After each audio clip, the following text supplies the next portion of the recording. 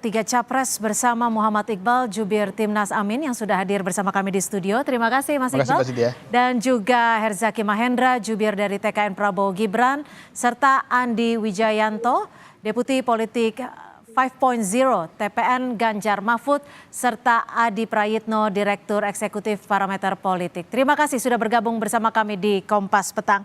Pertama-tama saya akan ke Mas Adi terlebih dahulu.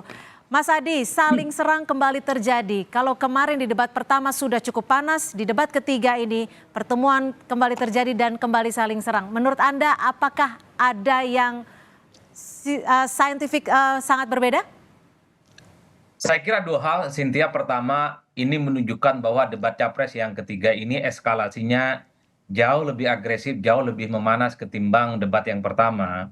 Anies misalnya sejak statement pertama sudah secara terbuka menyerang Prabowo Subianto tentang food estate, termasuk soal prioritas pertahanan dan keamanan yang tidak melulu menggunakan pendekatan-pendekatan militer. Anies kan menyebut bahwa persoalan kebangsaan kita adalah seperti virus misalnya, seperti hacker ataupun korban-korban yang diakibatkan seperti narkoba dan seterusnya.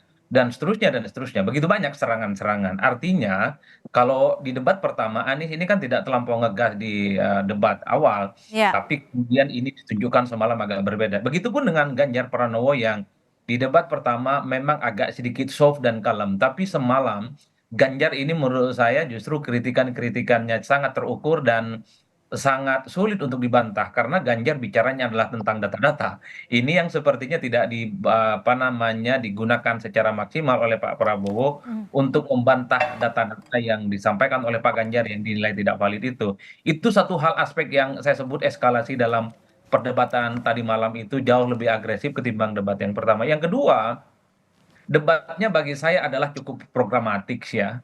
Karena memang yang dibicarakan tentang soal penggunaan hutang luar negeri yang kemudian di situ misalnya dikritik kok dipakai misalnya salah satunya untuk membeli pesawat bekas itu kan programatik. Ya. Atau misalnya pertanyaan-pertanyaan yang selama ini sebenarnya sudah menjadi pembicaraan publik tentang kegagalan food estate, tentang alutsista, dan kepemilikan lahan yang 340 hektar. Menurut saya itu adalah pertanyaan-pertanyaan yang sebenarnya hampir tiap hari kita dengarkan di ruang publik kita ini. Jadi itulah yang saya kira memang kalau mau jujur semalam itu paling banyak ditunggu sebenarnya bahwa kritikan dan tudingan-tudingan yang khususnya dialamatkan kepada Pak Prabowo itu diekspos dengan bantahan tentu dengan data-data yang juga bisa disampaikan secara terbuka terkait Oke. misalnya NEF ya military essential Ya. force misalnya yang dinilai itu tidak sesuai dengan ekspektasi, itu kan data yang menurut saya cukup faktual dan valid. Oke, saya ke Mas Iqbal. Mas Ya. Iqbal, ini kan kalau dilihat tadi malam tuh Pak Anies menyerangnya sejak awal gitu loh. Ini bagian dari strategi untuk menaikkan elektabilitas atau bagaimana? Atau memang sudah terprogram di debat ketiga ini serangannya harus lebih gaspol? Ya masalahnya memang kan Pak Prabowo, ya Pak Legend Prabowo kan memang saat ini sudah menjabat sebagai Menteri Pertahanan. Yang tentu saja seharusnya dia bisa memberikan penjelasan apa yang sudah dia lakukan dan apa yang akan dia tingkatkan ketika nanti jadi presiden. Tetapi kami menilai bahwa di saat beliau menjadi Menteri Pertahanan, bahwa banyak sekali fakta-fakta yang menunjukkan bahwa beliau tidak mampu meningkatkan pertahanan Indonesia, termasuk kesejahteraan prajurit. Karena apa? Karena tadi ditanya tentang angka, jawabannya salah. Tapi berapa? Tidak direvisi. Ngajak kopi. Padahal itu bukan rahasia negara. Bukan rahasia negara. Itu sesuatu berapa luas lahannya. Ya itu bukan rahasia negara. Jadi jangan kita berlindung di balik rahasia negara. Dan kami melihat juga bahwa ancaman yang selalu disampaikan selalu sifatnya perang fisik. Ya. Padahal dalam teori perang sekalipun ada banyak jenis perang itu. Termasuk perang mata uang ya, misalnya gitu. Ada perang asimetris, ada proxy war namanya, ada hybrid war namanya. Dan ada banyak lagi jenis-jenis peperangan yang dia tidak terlihat secara fisik tetapi gagal diantisipasi. Bahkan website Kementerian Pertahanan kita dengan anggaran yang ratusan triliun itu pun kena hacker. Artinya apa? Bisa jadi ya seperti yang kita sampaikan bahwa penggunaan dana Kementerian Pertahanan ini selalu top down. dia tidak memiliki perencanaan yang matang. Siapa yang nawarin barang, dia terima. Padahal yang diinginkan prajurit itu banyak sekali, termasuk tadi kita ingin bagaimana justru seharusnya ketika Pak Prabowo ini menjadi Menteri Pertahanan, inilah saat yang penting untuk meningkatkan kesejahteraan prajurit. Mas Anies misalnya ketika beliau menjadi gubernur, beliau banyak bekerja sama dengan TNI Polri membangun asrama-asrama. Oke, tapi ditahan dulu. Artinya Anda melihat Pak Prabowo tidak bisa menjawab pertanyaan Pak Anies? Ya, dia gagal menunjukkan kinerjanya. Oke, gimana Mas Herzaki dinilai gagal menunjukkan kinerjanya sebagai Menteri Pertahanan menurut Anda? Ya, terima kasih. Pertama ingin saya sampaikan, ya kemarin makasih Mas Ganjar kan menilai Pak Prabowo 5, Kementerian Pertahanan katanya 5. Lalu Mas Anies menilai 11, tapi dari 100. Jadi yang ingin kami sampaikan adalah ya teman-teman, Bapak Ibu yang bekerja di Kementerian Pertahanan, yang bekerja di Mabes TNI, yang bekerja di Mabes TNI AD, Mabes TNI AL, Mabes TNI AU. Inilah penilaian Anies Baswedan. Inilah penilaian Ganjar Pranowo terhadap Bapak dan Ibu semua. Ya, terhadap kinerja Bapak Ibu semua selama bertahun-tahun ya untuk negeri ini ya. Jadi demi kepentingan elektoral dengan mudahnya kemudian diberikan nilai segitu katanya. Padahal ya jelas-jelas Bapak Ibu tahu sehingga mana nih yang berpihak kepada Bapak Ibu yang bekerja bersama, yang saling mendukung Bapak Ibu. Yang kedua, yang kami ingin sampaikan juga kepada pendukung Bapak Joko Widodo, Bapak Jokowi. Pak Ganjar menilai Pak Prabowo, Kementerian Pertahanan yang dalam berbagai lembaga survei dinilai sebagai kementerian terbaik di bawah pemerintahan Bapak Jokowi. Ternyata ini nilainya hanya 5. Ya, inilah kemudian yang kita juga bisa lihat bagaimana pandangan Pak Ganjar terhadap Pak Jokowi. Jadi tentu pendukung Pak Jokowi tahu harus melakukan langkah apa sebenarnya ke depannya. Karena kan Pak Ganjar ini berasal dari partai yang menterinya banyak sekali di kabinet. Kalau artinya yang ingin Anda sampaikan apa nih Mas Herzaki? Iya, yang ingin saya sampaikan, kalau misalnya bahwa menurut Pak Ganjar itu ada kementerian Kemhan ini ada yang kurang, ya silakan saja, bisa langsung komunikasi kok dari partainya. PDIP kan banyak sekali. Nah ini nggak apa-apa, ini 2 hal yang ingin saya sampaikan ya kepada teman-teman yang tadi. Nah yang ketiga yang saya ingin sampaikan juga, ini menarik tadi. Tadi apa Mas Iqbal tadi yang terakhir Mas Iqbal? Yang disampaikan Mas Iqbal? Mana? Lupa. Yang terakhir apa Mas Iqbal? Hah? Enggak, ini mancing aja. Soal rahasia yang bukan rahasia lagi. Iya. Bukan gini, saya yang menarik ini begini Mas Iqbal gitu loh, ya kan? Kita bicara ini salah satu yang menjadi concern kami itu terkait dengan etika sebenarnya. Saya melihat bahwa kemarin sangat baik sekali ya debat kemarin itu. Kenapa? Dalam konteks bagaimana Pak Prabowo itu benar-benar menjaga yang namanya etika. Beliau menteri, terikat sumpah dan janji. Ya kalau orang yang tidak menjadi Menteri Pertahanan bebas saja mengembar ini dan itu. Dan yang menariknya adalah tadi kita bisa tahu. Ini kan sebenarnya perdebatan ya. Ini kan kalau misalnya menilai Kementerian Pertahanan yang tadi saya sampaikan berbagai survei menunjukkan ini kementerian terbaik. Sebenarnya kan Mas Anies ini harusnya ngobrol dong dengan teman-temannya di PKB dan Nasdem yang pengusung utama Pak Jokowi gitu. Ya. Bisa ngobrol di Komisi 1. Kalau dianggap ada kinerja Pak Prabowo yang tidak pas, di Komisi 1 silakan dikritik, disampaikan gitu loh. Tapi pertanyaan besarnya selama ini program Kemhan ada nggak dikritik oleh teman-teman PKB, teman-teman Nasdem? Nah ini kan jadi pertanyaan besar, ada apa ini? Kok Mas Anies akan punya arah tersendiri berbeda? Jadi menurut Anda tidak tepat ketika kritikannya masuk di dalam ajang debat seperti itu kah? Iya, kalau kami melihatnya seperti itu gitu, bahwa kan agak kontradiktif. Seakan-akan mengkritik loh, kan ini bagian dari itu, ada di Komisi 1. Silakan Anda sampaikan, kok dirasa emang kinerjanya ada yang kurang pas. Tapi nggak apa-apa, memang kalau Pak Prabowo kemarin tetap tegas, tetap komitmen, beliau tidak mau kemudian ada, kalau beliau mau membuka, ada beberapa hal yang bisa disampaikan, tapi beliau nggak mau, karena bagi beliau tidak ingin melempar kepada yang lain, biarkan saya yang menerimanya, bagi saya apa jadi rahasia negara, dan tolonglah jangan bilang nothing personal dan personal, tapi ujung-ujung ngebahas mengenai apa ya tanah ya katanya hak milik Pak Prabowo. Saya mohon maaf ya gitu ya, mohon maaf gitu. Ini sebenarnya capres kepo atau capres caper gitu loh. Malah ini urusan pribadi, nggak bisa Pak berbicara ide dan gagasan. Pak Prabowo bicara ide dan gagasan besar untuk republik ini dan telah membuktikan sebagai Menteri Pertahanan selama 4 tahun ini kinerjanya, dan sangat disayangkan tadi bicara mengenai tadi MMF gitu tadi ya, minimum essential force. Ingat 3 tahun kita menghadapi COVID itu ada realokasi dan refocusing anggaran.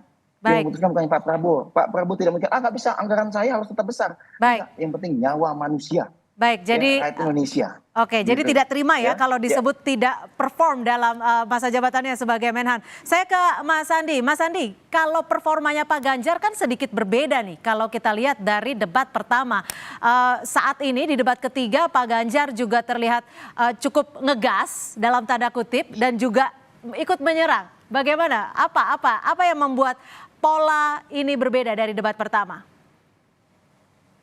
Secara pola sebetulnya tidak berbeda. Mas Ganjar tetap ngegas tentang data. Mas Ganjar tetap ngegas dengan program-program real yang muncul di data tentang Indonesia. Jadi ketika di segmen terakhir Mas Ganjar mengungkapkan indeks-indeks global yang turun, yaitu data realnya. Jadi jika yang di depan Mas Ganjar itu bukan Pak Prabowo yang Menhan, ya datanya tetap akan diungkap oleh Mas Ganjar. Ya, ada belasan indeks global yang disiapkan oleh Mas Ganjar. Tadi saya dengan teman-teman wartawan membagi lengkap indeks-indeks yang kami kaji, dan memang kami kemudian menemukan kecenderungannya turun. Dan kecenderungan turun ini sudah terjadi sebelum COVID. Jadi COVID-nya tidak bisa dijadikan apologi mengapa kecenderungannya turun. Ya, salah satu misalnya kalau di luar pertahanan begitu ya, supaya Mas Zakinya tidak merasa kami mengkritik Kementerian Pertahanan. Ada data tentang daya saing industri, ada data tentang konektivitas global Indonesia. Nah, ini terkait dengan Kementerian Perhubungan dengan Kementerian Perindustrian. Datanya menunjukkan Indonesia menurun. Data tentang daya saing itu, atau misalnya data tentang Peace Index. Ya, ini data yang terkait dengan Pak Mahfud nih. Data tentang Peace Index menurun. Ya, tetap saja menurun. Jadi walaupun Menko Polhukam kami bertanggung jawab, misalnya untuk data Peace Index itu, kami harus menyampaikan bahwa indeksnya turun. Jadi mari kita menemukan akar masalahnya, mari kita menemukan sama-sama solusinya. Baik, sebelum kita lanjutkan dialog ini Presiden Joko Widodo juga angkat suara nih soal jalannya debat Presiden semalam. Menurut Presiden saling serang tidak apa-apa asal menyoal kebijakan visi dan misi. Bukan serangan ke pribadi Capres. Dalam debat kemarin yang lebih terlihat justru saling serangnya. Kita simak. Substansi dari visinya malah tidak kelihatan. Yang kelihatan justru saling menyerang, yang sebetulnya nggak apa-apa, asal kebijakan, asal policy, asal visi yang diserang, nggak apa-apa. Tapi kalau sudah menyerang personal, pribadi yang tidak ada hubungan dengan konteks debat tadi malam, mengenai hubungan internasional, mengenai geopolitik, mengenai pertahanan, dan lain-lainnya, saya kira kurang memberikan pendidikan, kurang mengedukasi masyarakat yang menonton. Saya ke Mas Adi Praitno. Mas Adi, ini kalau bisa dikatakan baru pertama kalinya Presiden merespon debat Capres-Cawapres setelah debat ketiga. Apa maksud dari Presiden Jokowi? Kenapa baru sekarang? Apakah ada pesan tertentu yang ingin disampaikan? Ya kalau kita membaca statement-statement netizen terutama di Twitter ya, ini kan tafsirnya ada dua. Ini sebagai bentuk imbauan moral dari seorang presiden bahwa debat itu sebenarnya harus fokus pada penyampaian visi misi dan program dan memang mengekspos segala sesuatu yang memang menjadi concern kalau mereka terpilih sebagai presiden. Kalau mau jujur sebenarnya Cynthia semalam itu lebih banyak bicara tentang inward looking ya, lebih banyak bagaimana sikap politik kita ke dalam, tapi peran-peran untuk di dunia internasional memang tidak terlampau begitu banyak disampaikan secara publik. Tapi kan netizen tidak berhenti di situ. Bahkan ini kan mengkritik kok seakan-akan Pak Presiden ini dalam tanda kutip gitu ya menjadi jubir untuk paslon nomor 2. Itu kan pembicaraan netizen. Karena yang disinggung adalah serangan-serangan pribadi. Kalau mau jujur sebenarnya kalau kita iris hitung satu persatu, yang disebut serangan pribadi semalam itu kan karena disinggung soal kepemilikan lahan yang 340 hektar. Setahu saya dalam debat Pilpres sebelumnya 2019 misalnya, Pak Jokowi juga sempat menyinggung kepemilikan lahan yang dimiliki oleh Pak Prabowo. Rasa-rasanya Anies pernah nyontek siapa yang pernah disampaikan oleh Jokowi ketika debat dengan Pak Prabowo beberapa waktu yang lalu ya. Jadi bagi saya ini soal pribadi dan nggak pribadi kan tergantung bagaimana cara melihatnya. Rasa-rasanya Anies ketika menyinggung soal lahan itu kan ingin membandingkan dengan kesejahteraan prajurit yang katanya menurut Pak Anies itu masih belum sejahtera. Ada sekitar ya separuh dari prajurit yang masih belum memiliki rumah. Dan itu yang pertama ya Mbak. Namanya netizen kan tidak bisa dikontrol Ya, omongannya. Tapi bagi saya overall baguslah imbauan dari Pak Jokowi supaya ke depan di sisa waktu perdebatan ini jangan nyerang yang ada atensi-atensi yang sifatnya pribadi. Yang terakhir yang ingin saya katakan adalah kalau kita menghitung satu persatu, perdebatan semalam saya kira programatik kok. Misalnya Anies dan Ganjar itu mengkritik tentang ancaman Indonesia ke depan bukan hanya perang, tapi kan banyak misalnya ya, cyber war, tentang proxy dan seterusnya ya.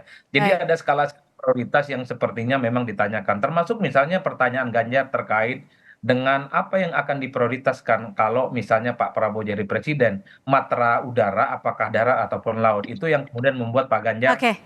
Pak Prabowo itu tidak terlampau perform ya. Itu Hmm. yang sepertinya. Nah untuk Bang Hersaki saya bantu.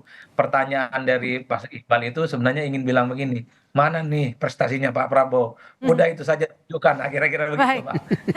Baik, baik ditahan dulu Mas Adi. Kita masih akan membahasnya 3 capres saling serang di debat ketiga. Tetap bersama kami di Kompas Petang.